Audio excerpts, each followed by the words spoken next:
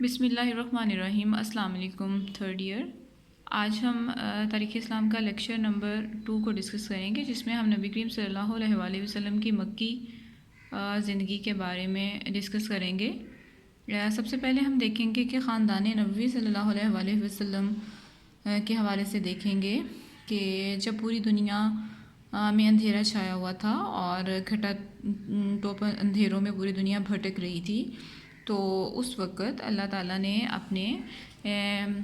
پیارے نبی صلی اللہ علیہ وآلہ وسلم کو جو ہے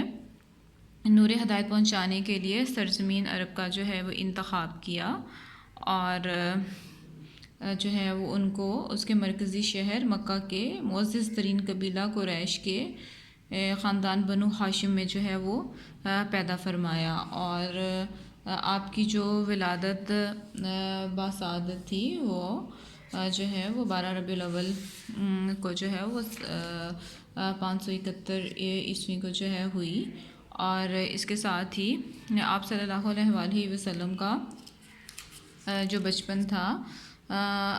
وہ جو ہے وہ آپ کی دایا حلیمہ سعدیہ کے ساتھ جو ہے وہ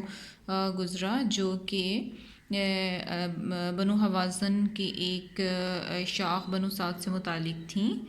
اور جو ہے وہ آپ کی بچپن کے واقعات سے ہی جو ہے وہ یہ معلوم ہوتا ہے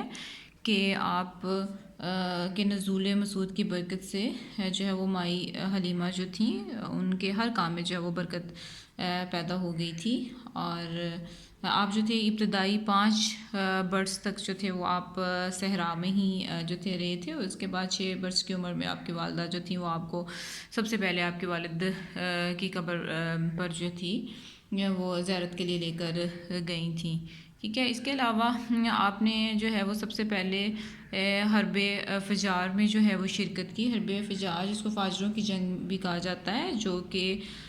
حرام مہینوں میں لڑی گئی تھی، اس لیے اس کو جو ہے وہ حرب فجار کہا جاتا ہے، اور اس جنگ میں جو ہے وہ بنو کنانا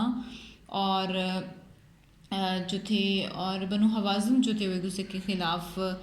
لڑے تھے، لیکن کسی نے بھی جو ہے وہ ایک دوسرے کے خلاف جو ہے وہ تلوار نہیں اٹھائی تھی۔ اس کے ساتھ ہی آپ نے خلف الفضول کا جو تھا وہ معاہدہ کیا تھا، جس کے تحت یہ کہا گیا تھا کہ کوئی بھی جو طاقتور ہے وہ کسی بھی کمزور کا مال جو ہے وہ ہڑپ نہیں کرے گا، اور امن و امان جو تھا وہ قائم کیا جائے گا، اور امن و سکون، یہ اصل میں ایک جو ہے وہ امن و سکون کے معاہدہ پر جو تھے وہ دستخط تھے جو کہ انہوں نے کیے تھے، اور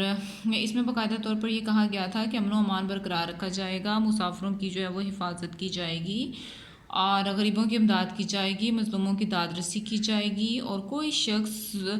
ظلم کر کے جو ہے وہ مکہ میں نہیں رہ سکے گا۔ تو